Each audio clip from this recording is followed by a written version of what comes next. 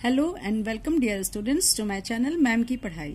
Students, today we will continue the third chapter of civics, the state government. We have to start from the functions of state legislature. State legislature जो होती है वहां पर जो उसके कार्य होते हैं, जो उसके फंक्शंस होते हैं, वो इसमें देखेंगे. The most vital function of the state legislature is making laws for the state. सबसे इम्पोर्टेंट फंक्शन अगर स्टेट लेजिस्लेचर का होता है तो वो होता है स्टेट के लिए लॉज को बनाना.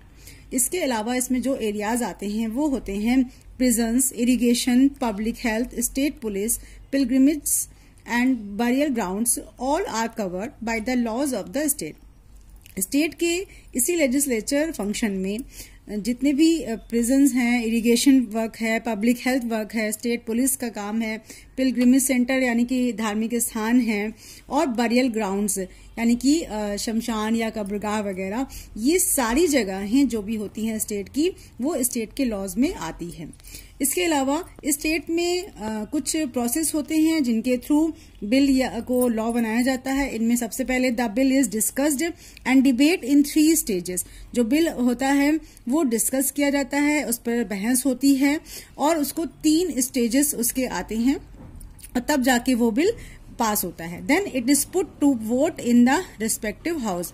और फिर उस बिल पर वोट लिया जाता है कि कितने लोग उस बिल के फेवर में हैं, कितने उसके फेवर में नहीं हैं उस हाउस में, यानी कि आपके लेजिस्लेटिव असेंबली या लेजिस्लेटिव काउंसिल में. फिर सेकंड होता है a bill on the subject under the state list और concurrent list can be introduce in either of the houses. और जो 2 तरह के जो लिस्ट के सब्जेक्ट होते हैं, चाहे वो स्टेट लिस्ट हो चाहे वो कॉन्करेंट लिस्ट हो, इन दोनों लिस्ट के जो सब्जेक्ट होते हैं वो दोनों में से किसी भी एक हाउस में इंट्रोड्यूस किया जा सकता है यानी स्टार्ट किया जा सकता है. But in the case of money bill it can be introduce only in the legislative assembly. लेकिन मनी बिल ही एक ऐसा है जो कि सिर्फ और सिर्फ लेजिस्लेटिव असेंबली में ही इंट्रोड्यूस किया जा सकता है या स्टार्ट किया जा सकता है. ये लेजिस्लेटिव काउंसिल में नहीं स्टार्ट किया जा सकता.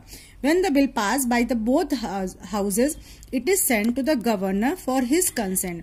और जब दोनों ही हाउसेज बिल को पास कर देती है तब वो गवर्नर के पास उसकी साइन के लिए जाता है.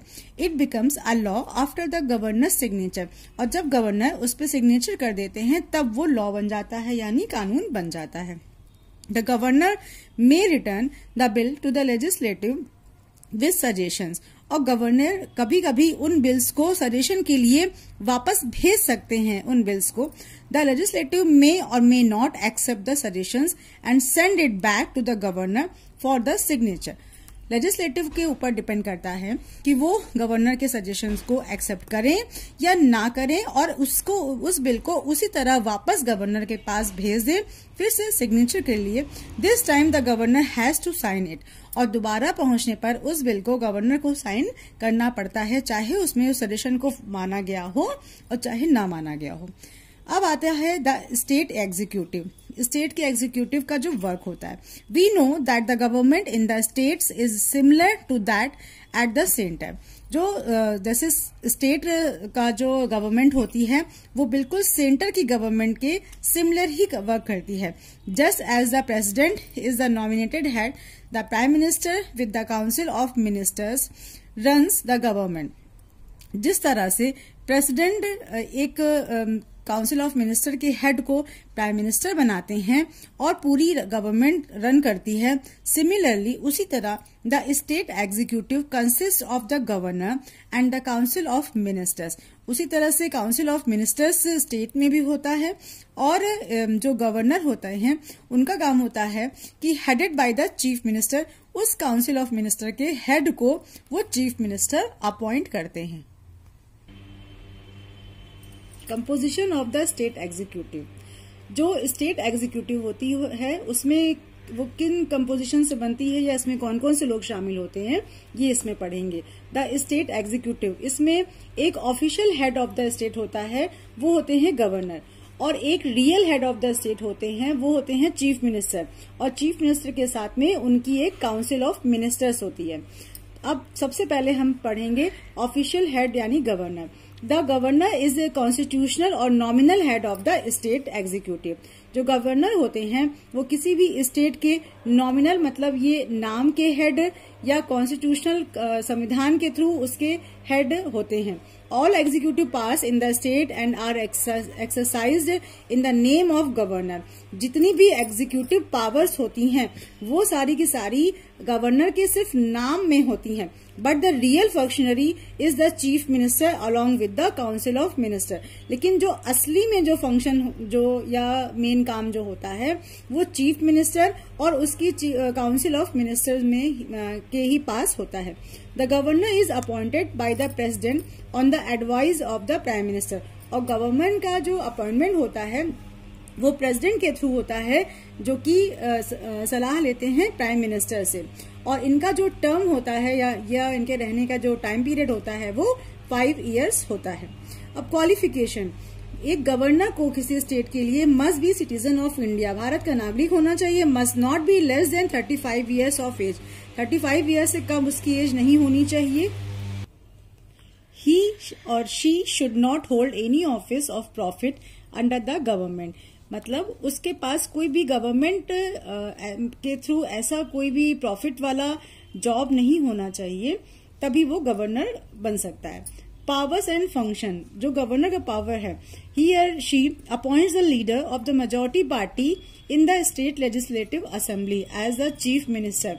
जो भी मेजॉरिटी पार्टी स्टेट में इलेक्शन जीत कर आती है उसके हेड को वो चीफ मिनिस्टर अपॉइंट करते हैं। He or she makes all appointments to the high offices including the chairman and members of the state public service commission and the advocate general. उनका काम होता है गवर्नर का कि जितने भी हाई ऑफिस होते हैं पर या पोस्ट पर जो लोग होते हैं उनका अपॉइंटमेंट, चाहे वो चेयरमैन हो, चाहे वो स्टेट पब्लिक सर्विस कमीशन के हेड हो और चाहे वो एडवोकेट जनरल हो, सभी को अपॉइंटमेंट वही करते हैं। The governor recommends the state annual budget before it is presented in the state legislative assembly. Legislative assembly में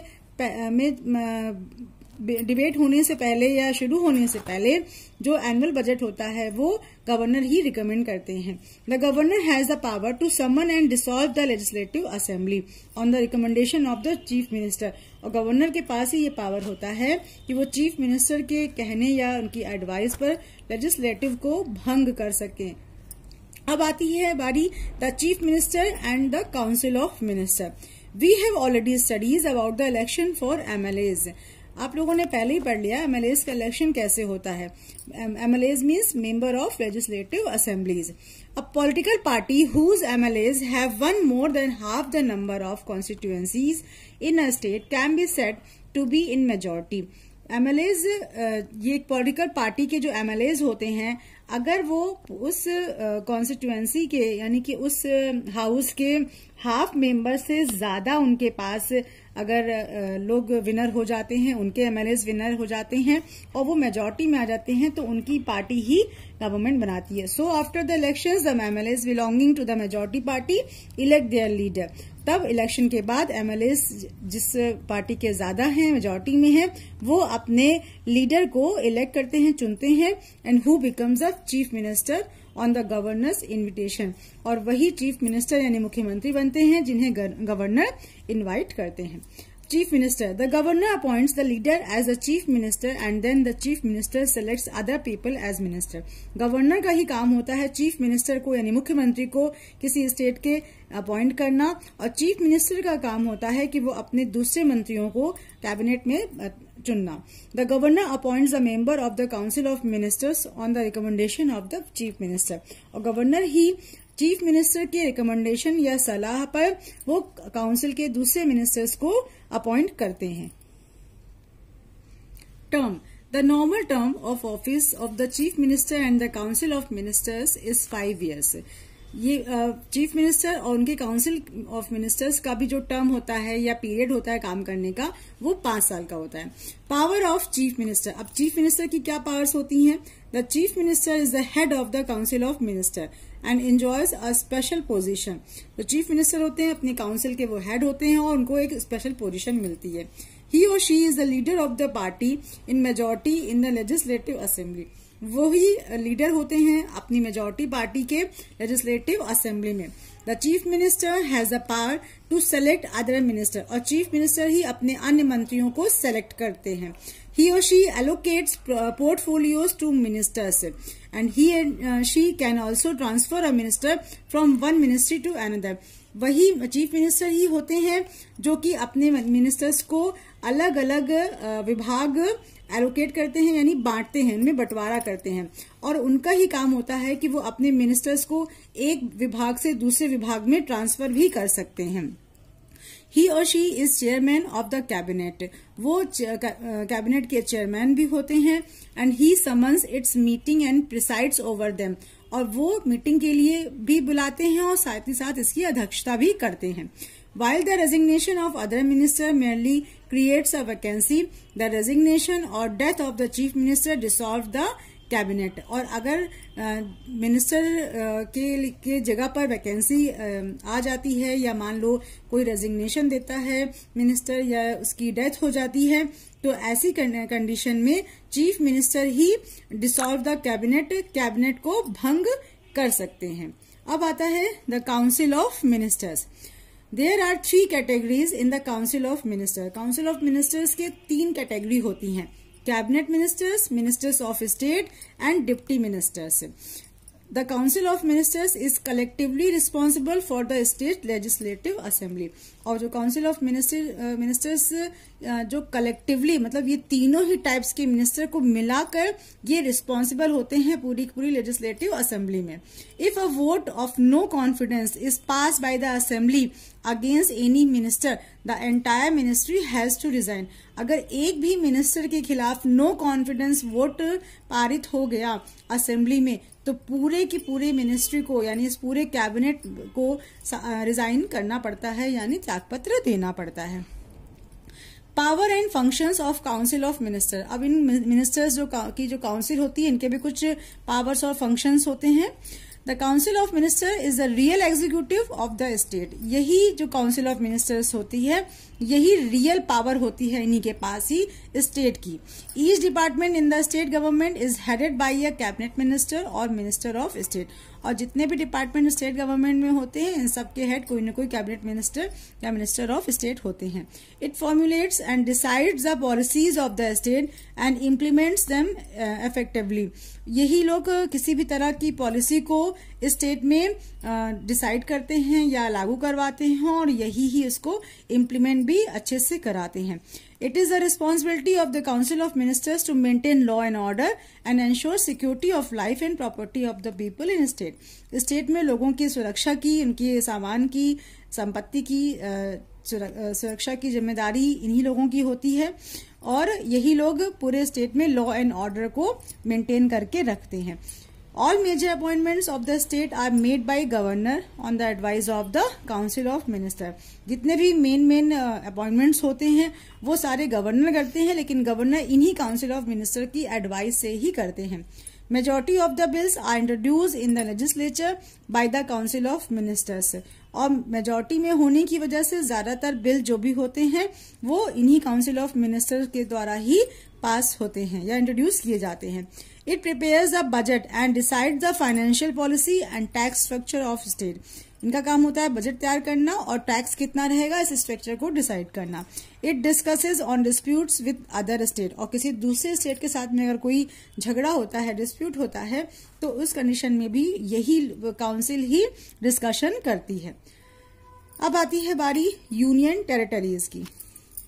देखिए बच्चों, इसमें यहाँ पर 7 दिया है, लेकिन अब इंडिया में 8 यूनियन टेरिटरीज है। तो India has 8 union territories.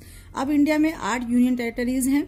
They are govern by the president of India. ये प्रेसिडेंट ऑफ इंडिया के थ्रू गवर्न होते हैं, मतलब उनका जो शासन होता है प्रेसिडेंट के थ्रू होता है। थ्रू लेफ्टिनेंट गवर्नर या चीफ कमिश्नर या चीफ एडमिनिस्ट्रेटर। जो प्रेसिडेंट का काम होता है कि अपने ही अंडर में वो किसी लेफ्टिनेंट गवर्नर या किसी चीफ कमिश्नर या चीफ एडमिनिस्ट्रेटर के थ्रू इस पूरी यूनियन टेरिटरी को वो एडमिनिस्ट्रेट करते हैं। Some union territories like Pondicherry have a legislative assembly and a council of minister. कुछ यूनियन टेरिटरीज ऐसी भी हैं जहां पर लेजिस्लेटिव असेंबली भी है और काउंसिल ऑफ मिनिस्टर्स भी है, but usually the parliament makes laws for them. और साथ लेकिन जो पार्लियामेंट ही उनके लिए लॉ बनाती है, मतलब जो लॉ बनाने का काम है किसी भी यूनियन टेरिटरी के लिए वो हमारी पार्लियामेंट ही बनाती है, वो कोई दूसरा नहीं बना सकता, भले ही वहां पर चाहे काउंसिल ऑफ मिनिस्टर और लेजिस्लेटिव असेंबली ही क्यों न हो। तो students, now this chapter is ending here.